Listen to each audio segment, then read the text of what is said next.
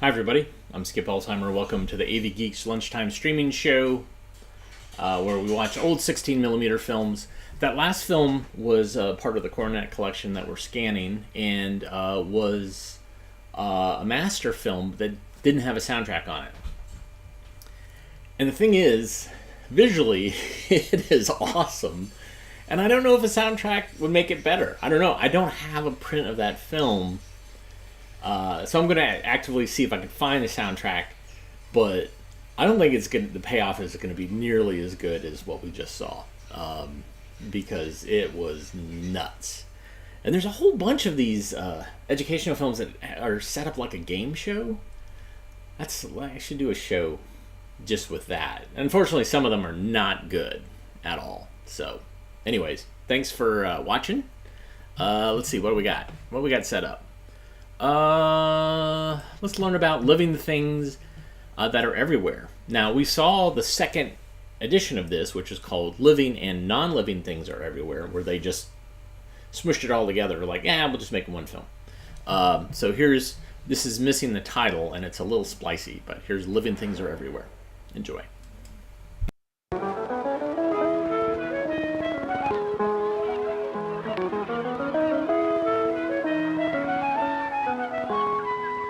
There isn't room for even...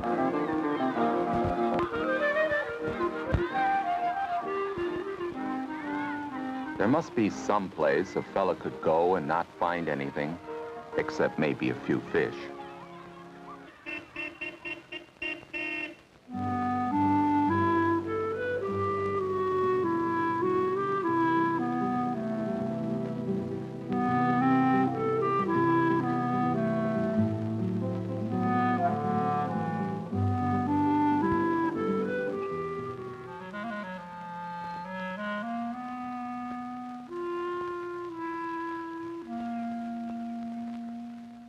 This is market. Not a living thing for miles around.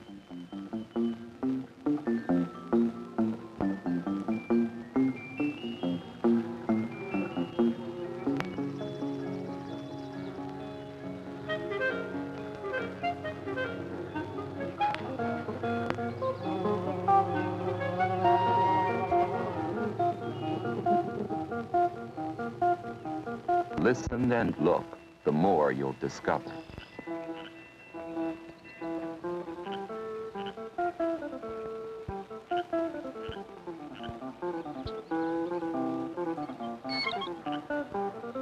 How many living things are there, and in how many different places?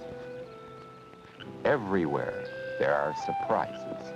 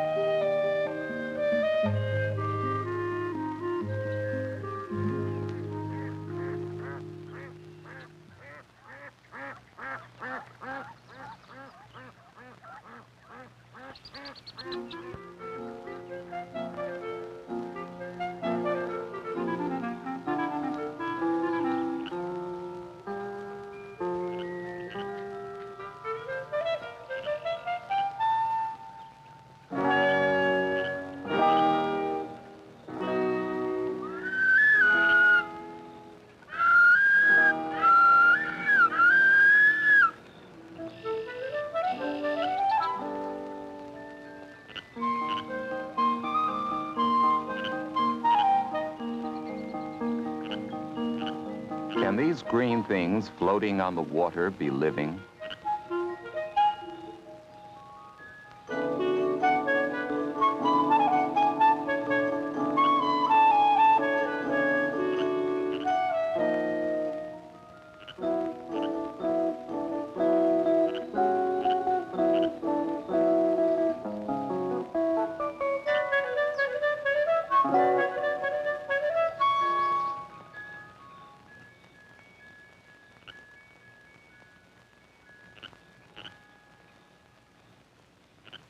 Are these moving specks living too?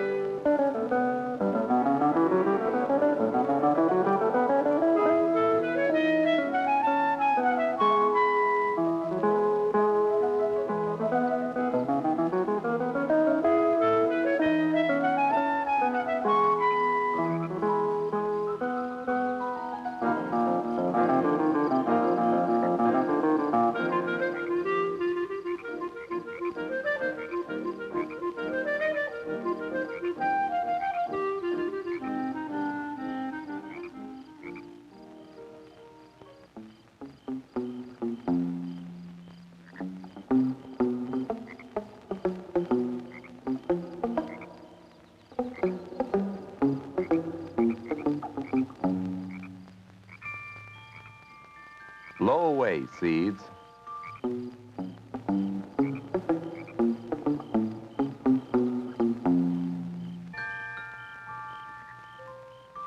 Where will all these seeds find a place to grow?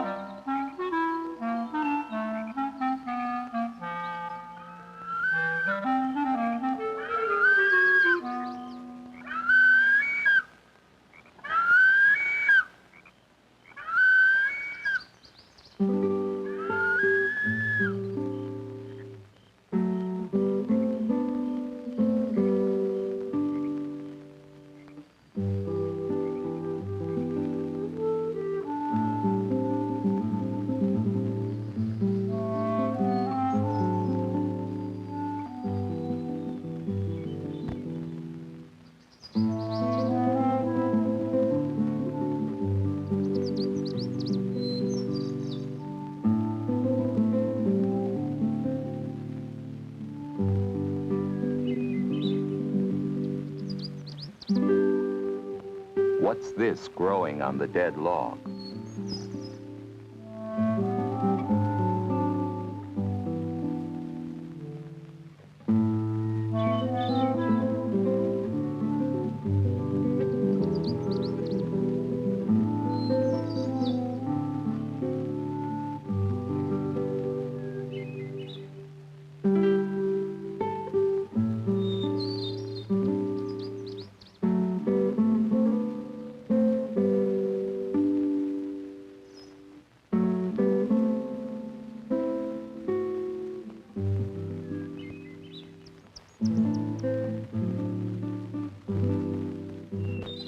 There are living things that run along the ground.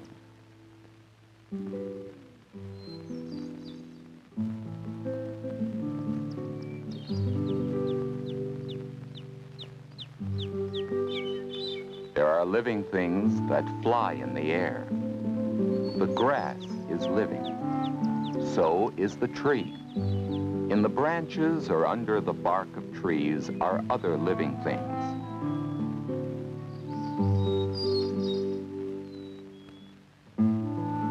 They live in unexpected places and in places where we expect to find them, like fish in the water.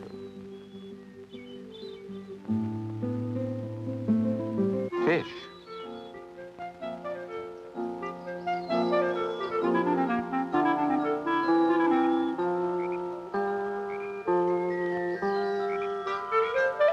No matter where you go, you'll find that living things are everywhere.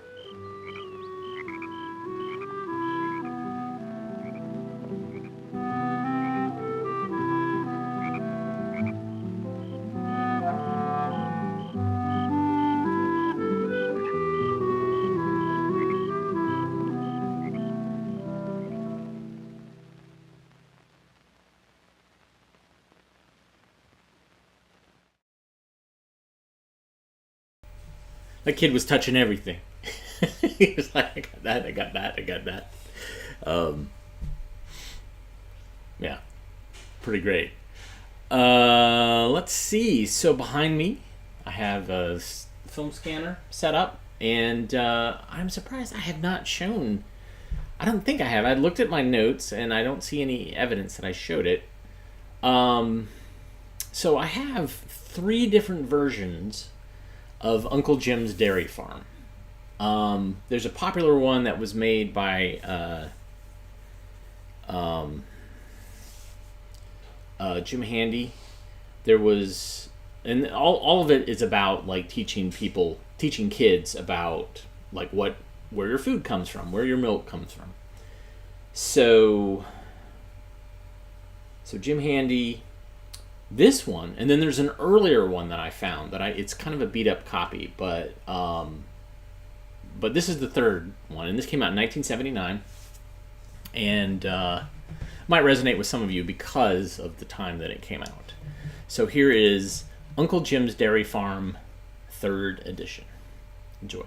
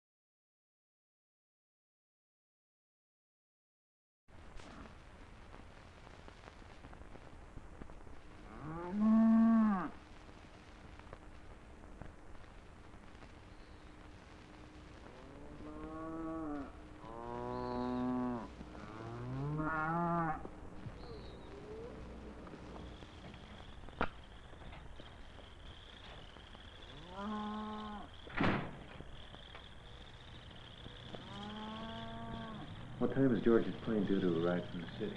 About 3:30.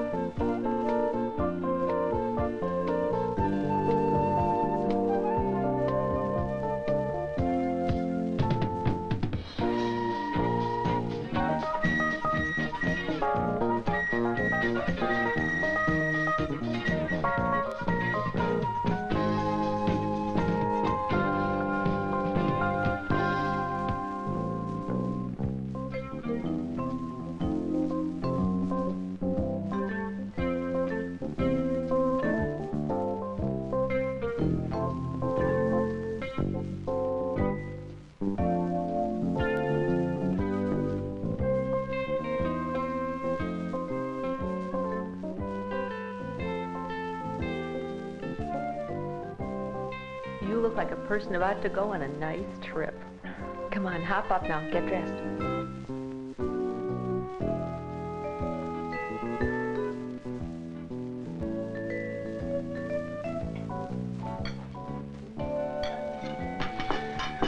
How's your cap looking, Robert?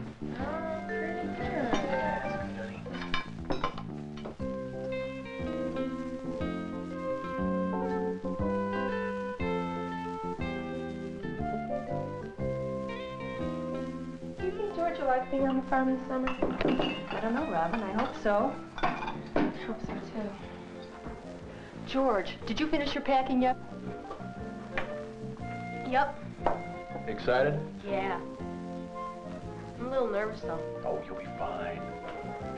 Listen, you two, hurry and finish up now so we can get to the airport. We got to get organized here.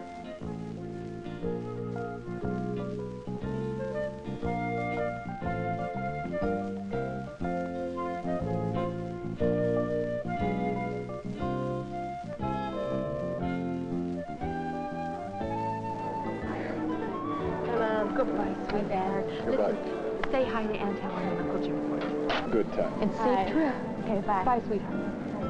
Bye. Bye.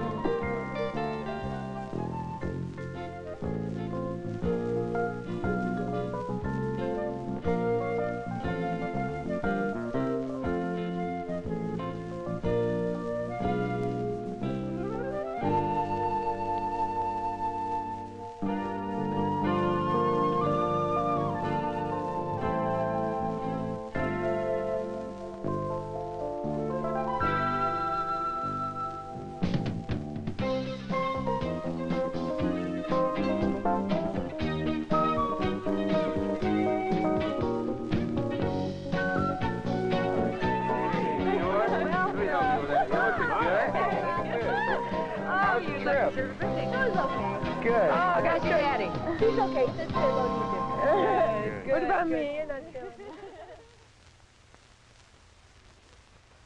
You got here just in time, George. This calf was born 2 nights ago. And this one's really mine. I'm going to enter her in the fair. The fair? Yeah, the county fair over at Holcomb. You know, I think Robin stands a good chance of winning a ribbon. Oh, I see. It's an exhibit. Well, sort of, George.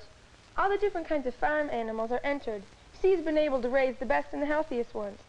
Now, I've spent a lot of time learning how to feed and care for my calf. What does she eat? She eats hay and grain, just like other calves. But I've been studying the material from the Extension Service, mixing up supplements, extra feed for her. And because of that, she's growing up bigger and stronger. That's a big job.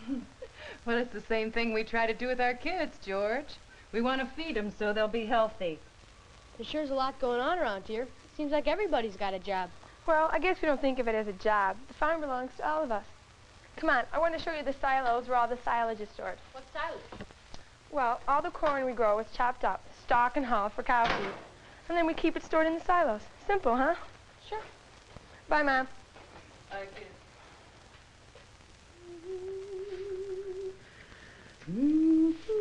Hi, Helen, what you doing? George, I was lost in a dream. Oh, making bread. Mm-hmm. That's sure a lot of trouble. Oh, I enjoy making it. Sometimes they just dream along, and sometimes it's nice to have something to take your frustrations out on. Oh. Mainly, I make it because we like it. Here, George, why don't you start peeling the carrots and fixing up the strawberries? Okay.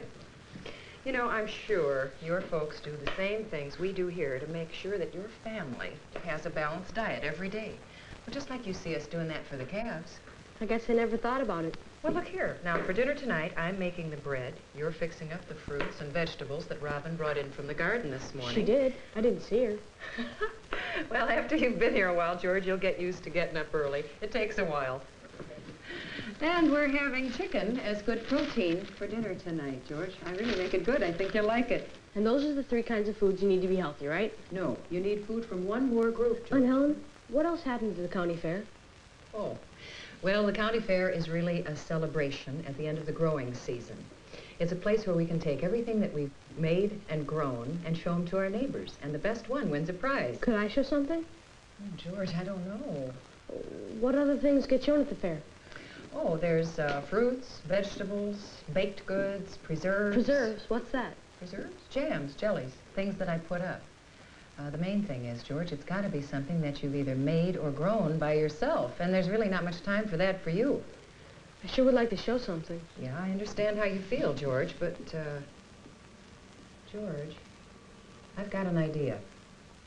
George! The milk tanker's here. Will you come out and help me?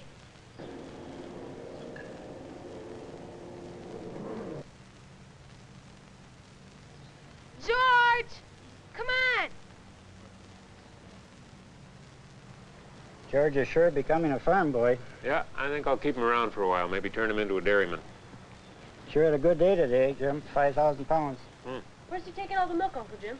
Well, he'll take it to the milk processing plant. So it'll be pasteurized there and then distributed in the cities and towns.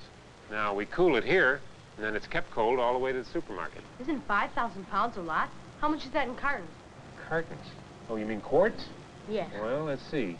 About 2 pounds to the quart, so that's around 2,500 quarts. Just in one day? Yep. George, will you carry a couple of these? Yeah, sure. Thanks.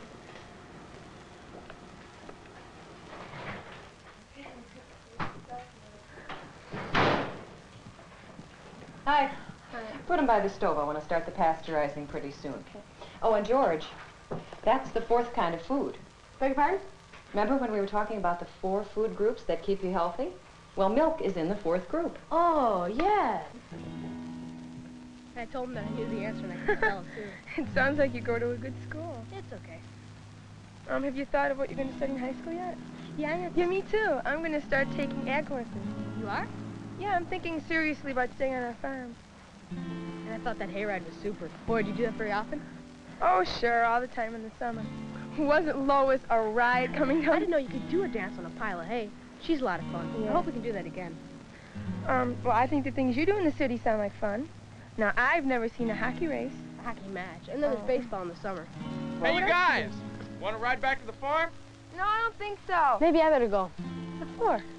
I promised Aunt Helen I'd do some chores. Okay, let's go. Hop in.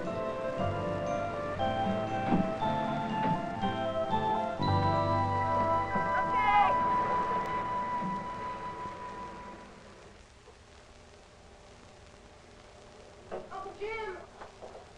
In here, George. It's me, Uncle Jim. Yeah, I can see that. What can I do for you? What is this? What? This room. Well, it's my office.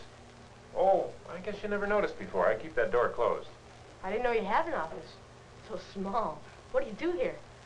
Well, it might come as a surprise, George, but there's more to being a dairyman than just milking cows. Oh, I know that. I've seen you do lots of different stuff.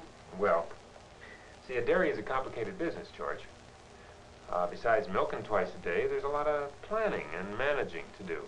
Now, we want to grow the healthiest cows possible, give them the best feed at the most efficient price. And that way, they'll give lots of milk, and we can make a good enough living. Hey, this is one of those pictures Aunt Helen makes. Right. Now, every time we have a calf, Helen makes this drawing for the individual calf and starts the file. Now, we have a file on every cow.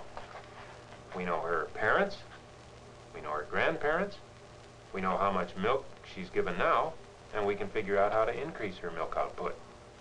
Is that chart part of the file? Yeah. Now, when a cow is 15 to 16 months old, we breed her and add her to this chart. After she has the calf, why, the chart tells us how long she'll give milk and when to breed her again. The average cow can be milked 10 months out of the year. Maybe I should think of you as a businessman, just like my dad. Well, ain't quite the image I'm dressed for, George, but I guess I could... Dad, can you come take over for a minute? Oh, sure, Hank. I'll be right there. Let's go milk some cows.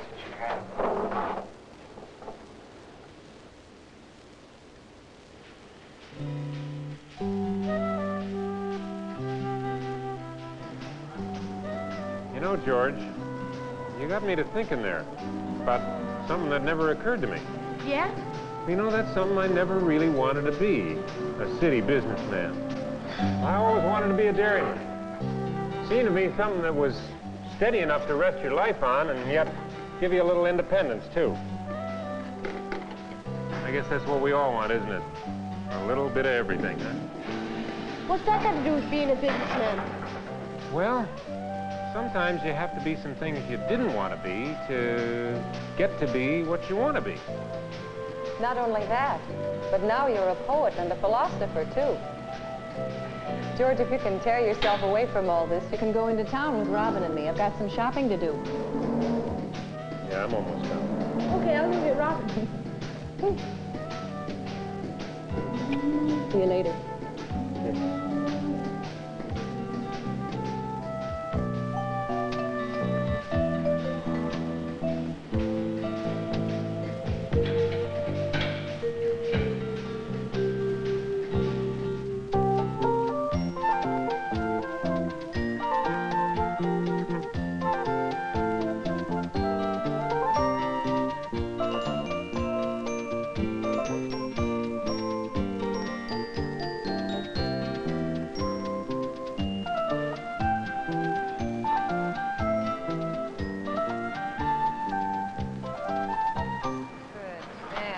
Oh, George, would you run back to the dairy case and get me some cheese?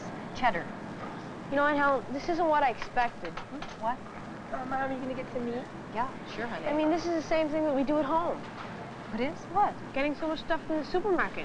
Well, I'd hope so, George. I mean, I don't know how else your family could eat. You have a farm and a garden and everything. George, what is it? Everyone in the world goes to the supermarket, farm or no.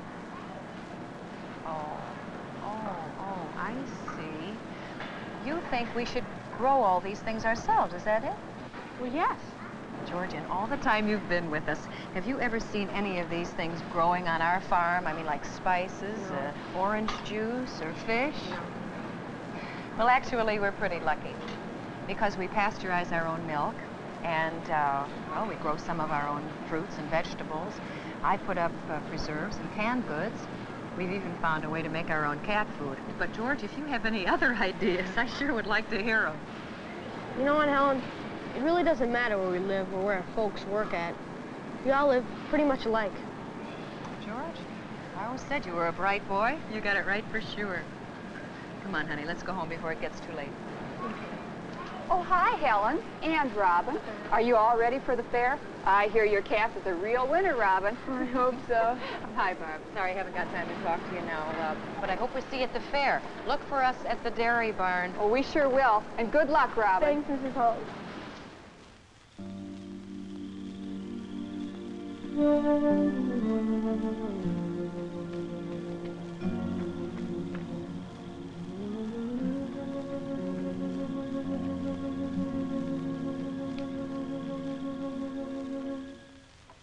I bet you're nervous about the fair tomorrow. Huh? I know I am. But you don't have to be. You're the best calf in the whole county.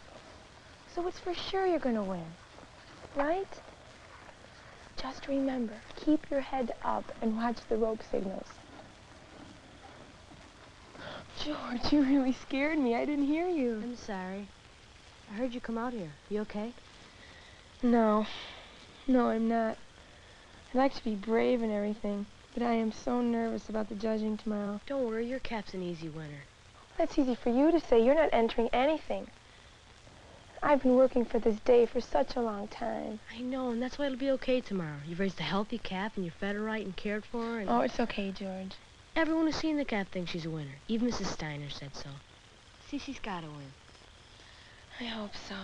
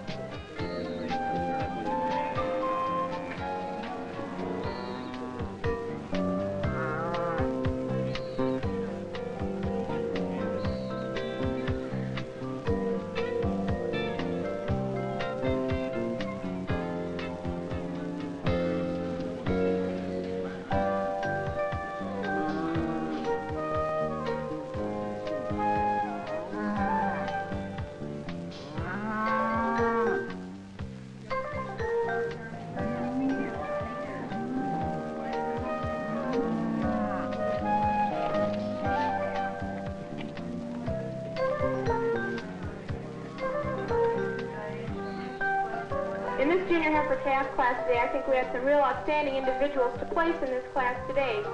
Starting with the first animal over the second, giving her a definite advantage in size and scale today.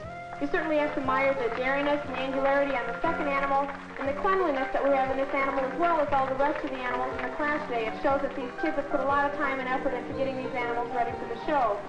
Second goes over third in the advantage that she has in style and balance. She's a lot smoother and tighter in the shoulders and fuller in the crop and more correct in the rump, being lovely as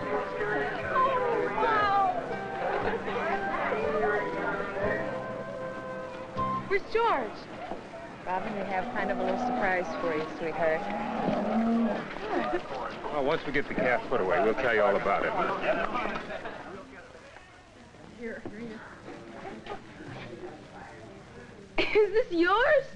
When did you learn how to bake bread? Aunt Helen taught me. That's pretty terrific, George. Pretty good for a city boy, huh? You bet. Looks good enough to eat. I don't believe it. This has been a great day. It sure is. Oh, I'm so proud of you both.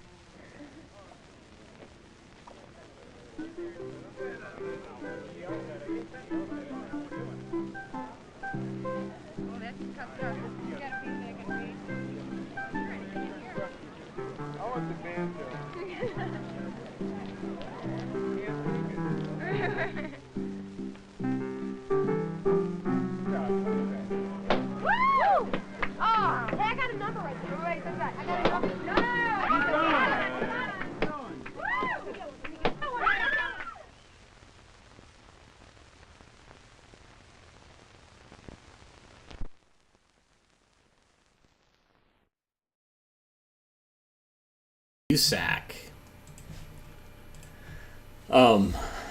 Yeah, you know, I this is why one of the reasons I like collecting and showing films is that we get to see celebrities as their careers go up, and then celebrities as their careers go down. You know, like to work that you know, a lot of educational, industrial film companies were regionally based all over the United States, and so this one was obviously based in near Chicago, and this was, of course, made for the Dairy Council because they talk about the 4 food groups, but they prominently talk about milk. But yeah, in these little regional things, and you have people who are ascending, and they're like looking to get work, and then you have people who are descending, who have already burnt through their television or film status, and now are also just looking for work. So fascinating. Absolutely fascinating. All right, we're going to keep on the farm. We're going to learn about, with this very provocative title, Arch Against the Sky. Enjoy.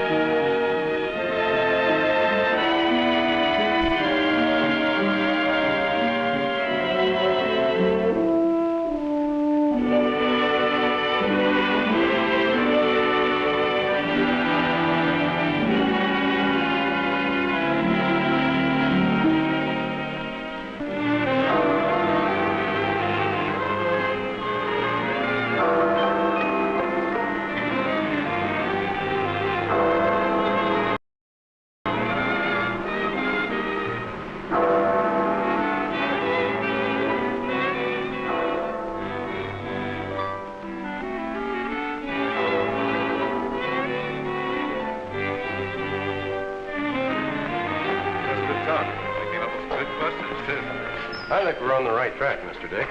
Thanks a lot. Glad you got something out of it. Good night. Glad you brought Mr. Dix over, Mark. Made a good speech. Thank you. Yes, he did. I'll be out your way one of these days, Dan. Anytime. See you. Well, don't expect me to glad hand you, Porter. If you want my opinion, there's only a few specks of sense in what Mr. Dix said. You know, I'm always glad to get your ideas, Lou, but where do you disagree with Mr. Dix? I don't agree with him hardly any place, even if you did paint it mighty pretty. Keep up with these new fandangled ideas, he says. Get yourself bigger crops, use a lot of machinery, keep your place up to date. Oh, sure, it's just dandy the way you tell it, Mr. Dix.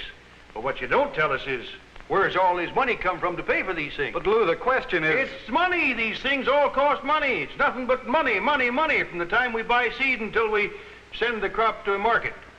And where's all this money come from? From the farmer. That's where it comes from, right out of his pocket. There's a lot of what you have to say there. A lot? Lou, It's gospel. I guess I didn't make myself quite clear. All of these new developments save money, or in some other way they make more money for you. Oh, that's a lot of fancy talk, that's all it is. I've heard that Mr. Gage would rather argue than turn up a pot of gold. I would, son. I believe it. You've been county agent around here for some time, Mark. What do you think? Well, if you can spare a few minutes, I'd like to tell all of you a story. Sure, I can spare a few minutes. Okay. Do any of you know Ben Bell down Montgomery Township? No, I don't know him either. But don't you go making up anything now, Mark. I promise, Lou, I promise. Well, Ben's a corn farmer. But the point of this story can be applied to any kind of farmer, any place in this country. Ben's got a pretty nice place down there. It's not the biggest, but he's doing all right. He's young enough to be interested in new developments. And he's old enough to have seen farming done the hard way.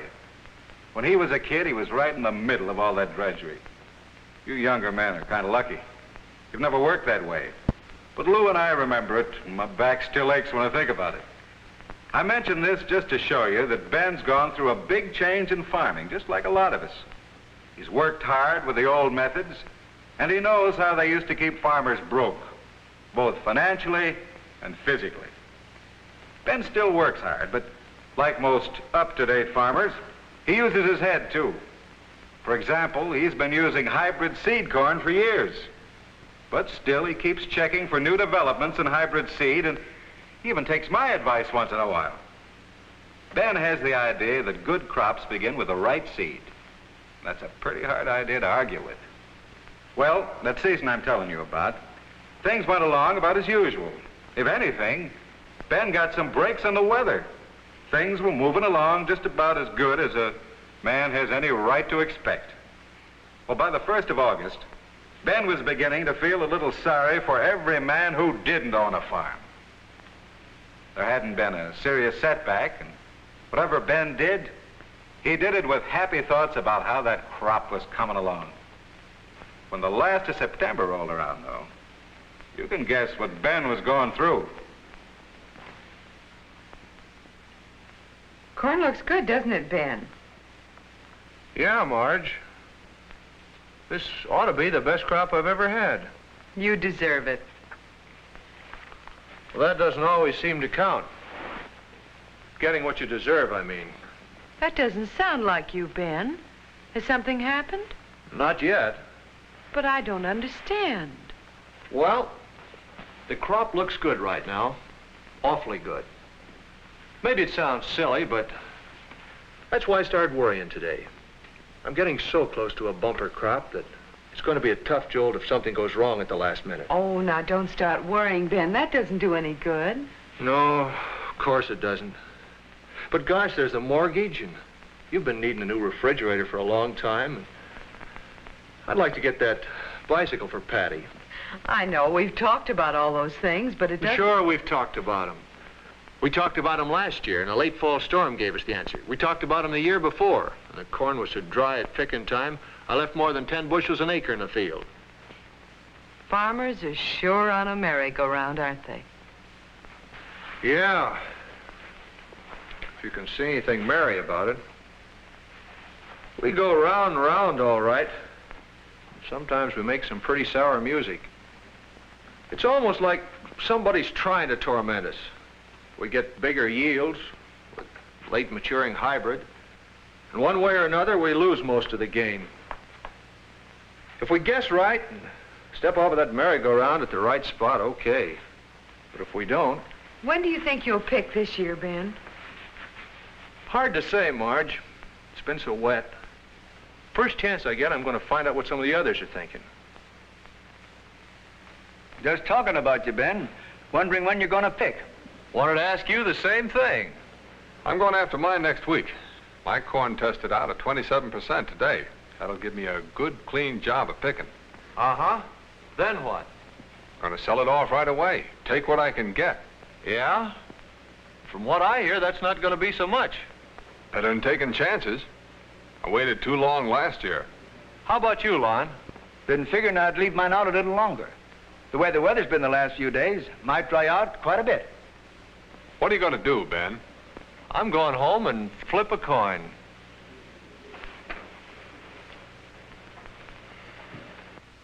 Of course, Ben didn't leave it entirely up to chance.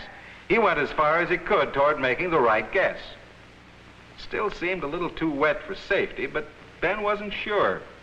So he took a sample down to the grain elevator to get a moisture test. He got the news, 29% moisture content. But after he got it, he still wasn't sure what to do. It'll come a lot cleaner if I pick now. Not so much silken husks. Less shelling, too. It'll cut down the corn borer losses. Handle a lot better before bad weather sets in. Then I can sell it off right away. But the market will probably be flooded, and I won't get near as much as I've been counting on. Or I can crib it and take a chance on feeding some of it to the hogs before it gets too moldy. Ben did the only thing he knew what to do. He guessed where the brass ring might be on his merry-go-round. And a few days later, he started to pick. It picked good and clean, all right. Just the way Ben knew it would, with a moisture content between 25 and 30%. And as he saw his crib filling with those fine hybrid ears, Ben's good spirits returned. Maybe he had guessed right this time. He was even more certain when he went back over part of his field looking for ears the picker might have missed. He didn't find enough to make a good square meal for a pullet. And not much shelling either. Yeah, Ben was near the top of the world. Late maturing hybrid corn for big yields, that mechanical picker for a good, clean job.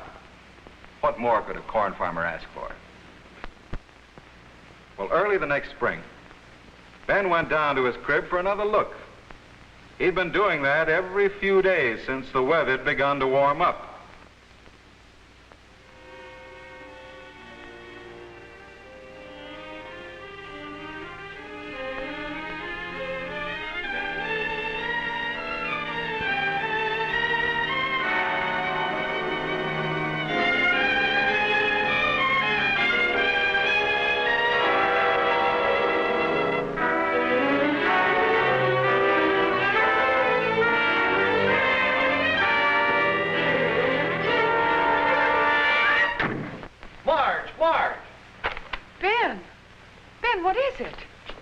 It's the mortgage. It's your refrigerator.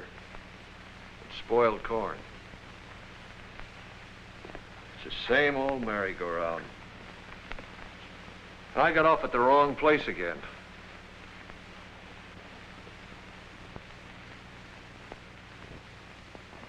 Ho-ho, Mark Porter, so you do agree with me.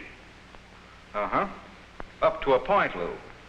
I'm telling you this story because Ben kept on going way beyond the spot where many stopped.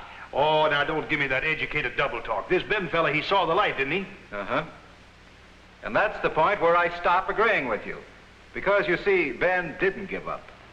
He kept on trying. He made an effort to do something about it. You see, Mr. Link, I've been hearing it around that you know all about farm buildings.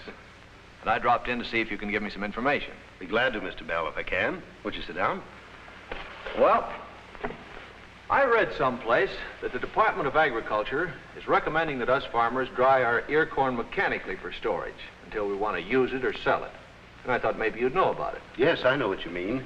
There's been a lot of research done on that lately. I have some pictures here. It's the biggest thing for corn farmers since the mechanical picker. Here it is, a corn drying and storage building. Yeah, I guess that's it, all right.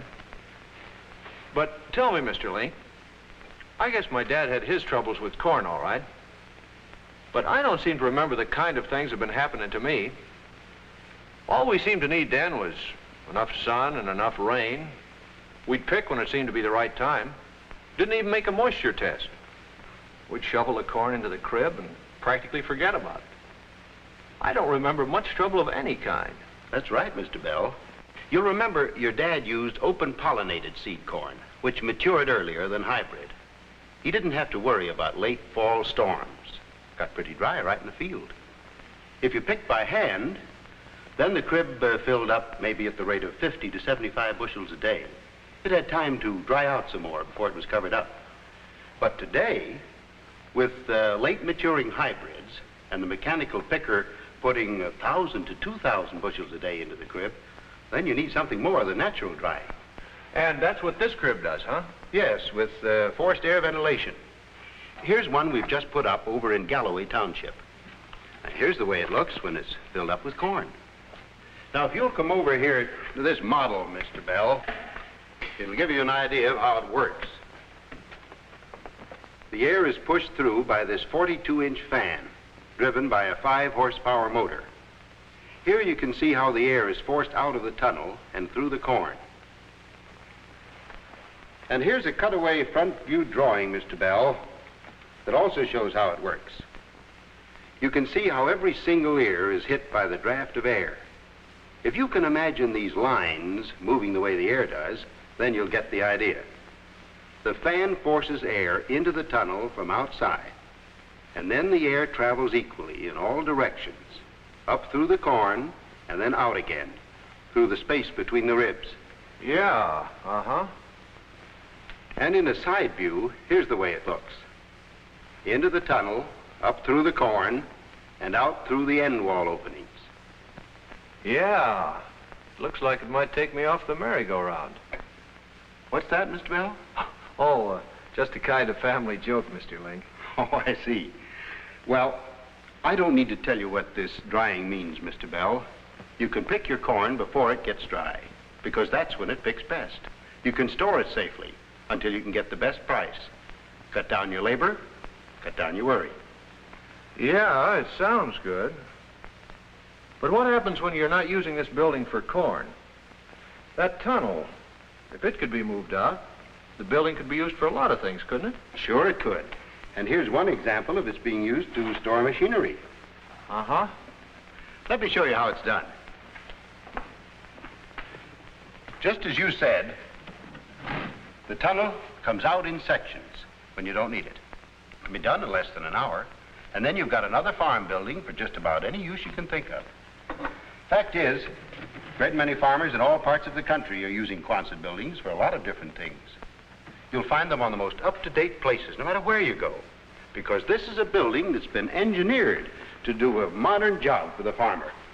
I'll take here, for instance. This will give you an idea of its versatility. With this 40 by 140-foot building, a grassland farmer gets real fire protection for his hay and for the surrounding buildings. And an entirely different use, a 40 by 100-foot building to house 40 calves in New York State. And here's the way a Kansas farmer uses one the same size for wheat storage. This 32-foot building has bins added for the year-round storage of shelled corn, wheat, soybeans, grain sorghums, or other small grains. This Ohio farmer has what you need, Mr. Bell. He dries and stores his corn in the back, and in addition has room in front for soybeans. You can see how easily adaptable it is. This is a CCC grain depot in South Dakota that shows the trend toward using the ground to support the weight of stored grain. To eliminate the work of turning shelled corn and small grain, here's a new cooling tunnel that gets the same result. This 24-foot wide building is in North Carolina, but it's popular every place for low-cost machinery storage and general shed purposes, and it's also ideal for a livestock shelter. And here's still a different use, a loafing barn that's comfortable for the cows in any weather. For dairying, it's used in conjunction with a milk parlor. With this kind of setup, Mr. Bell, you can cut the milking chore time to half what it takes for machine milking in an ordinary stanchion barn. But here's a stanchion barn in Minnesota designed for real labor saving, plus the same fire protection. So you can see, Mr. Bell, why I say these buildings have been planned and engineered to do a job for any kind of farmer. For you, it's a job of corn drying and storage. And for any other kind of storage you may need. Yeah, uh-huh. I see, all right. But it must be pretty expensive. You'd think so, with all its advantages. Actually, Mr. Bell, this building not only pays for itself, it gives you a profit year after year. How do you mean, profit? Here's what I mean. Right here in these letters from farmers. Look at this one. Case where a building paid for itself the first year. The owner tells in detail how the building works for him. And I feel quite sure that this building will meet your requirements. I'd also like you to take these folders along. Show them to Mrs. Bell, too. Well, thanks, Mr. Link. I'll think it over. All right, Mr. Bell. Glad you dropped in. So long. Bye. So Ben thought it over and made his decision. And his corn drying building began to take shape. Ben watched it grow, and to him, it was like a gigantic suit of armor that would protect him in the age-old battle against nature. As he looked at the curves of steel, he felt complete confidence for the first time in his adult life. He knew that now he had the means to control the time of harvest and the time of marketing, that from now on, he was going to be the boss. That fall, when his corn had a moisture content between 25 and 30%, Ben began to pick. And it was coming in clean with good husking, very little shelling, just the way it did the year before. Everything was going swell. A good yield, no mechanical troubles, and Ben worked with growing confidence as that corn moved up the elevator and dropped from sight into the building. Soon, Ben thought, I'll send a gale of wind through the tunnel, and the air will go all through the building and dry the corn, and I can keep it as long as I want to. I won't sell it till I feel like it, and that'll be when the market's right. There wasn't any ceremony when the time came for the dryer to go to work. Ben just threw the switch. The inrush of air was going to make this crop safe, and the sight of it made Ben feel good. But Ben had felt good before, when things had gone wrong. He didn't know what might go wrong this time, but he wasn't going to build up Marge's hopes again until he was sure. When they talked, they didn't talk about corn, or bicycles, or refrigerators, or mortgages. Marge understood what was going on. She played right along. Because she'd seen Ben, sometimes a couple times a day up there, looking at his corn to see how it was drying. She knew what was going on in his mind, but finally she couldn't stand the suspense any longer. So she followed Ben out one day. Hey, what's going on up there? Take a look.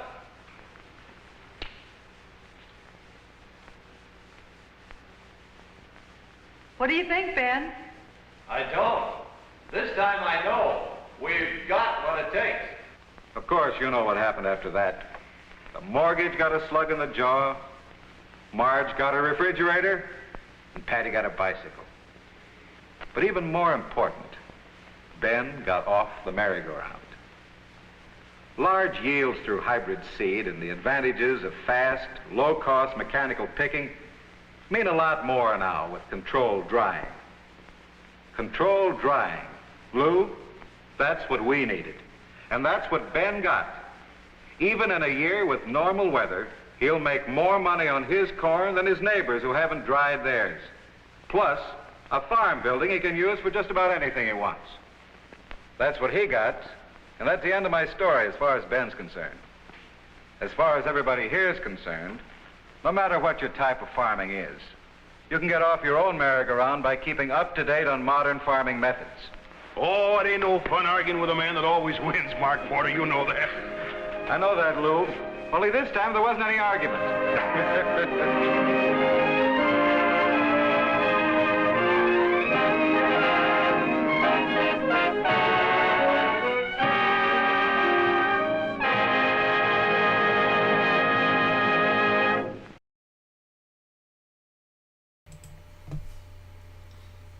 So it's a totally different film about Quonset huts. I love it. Absolutely love it. I'm a big fan of Quonset huts. I like them. I like how they look. And I'm guessing that this Quonset huts there were a lot of manufacturers who were making things for the war effort because they were easily built. And then they were looking for post-war usages. And so these are both U.S. Steel's attempt to try to market to other places. And this resonates with me because I'm looking, it's not something in the immediate future, but soonish, looking for a way to build storage for the films that's better than what I currently have. So, Quonset huts is one of the things I was looking at. So, there you go. Thanks for joining us today. I very much appreciate it. We'll be back again tomorrow to show you more films. But in the meantime, please rewind and love each other. And we will see you tomorrow. One way that you can support us, let me go back to the webcam because I always forget to do this. Please hit the thumbs up or the like button. You can also go to our AV Geeks channel, and where we have 24/7 stuff running, including previous shows. You can donate at patreon.com/avgeeks, or just buy us a cup of coffee at ko-fi.com/avgeeks. Those are all great ways to support us. So everybody have a good rest of your Tuesday, and we will see you soon. Oh, yeah, if you just happen to be in Raleigh, North Carolina right now, I'll be doing a show at the D.H. Hill Library on NC State campus, right on Hillsborough Street, at 6:30. And we'll be talking about bats and parasites. So if you're in town, come on by, say hi. I'll be there. Take care. Bye.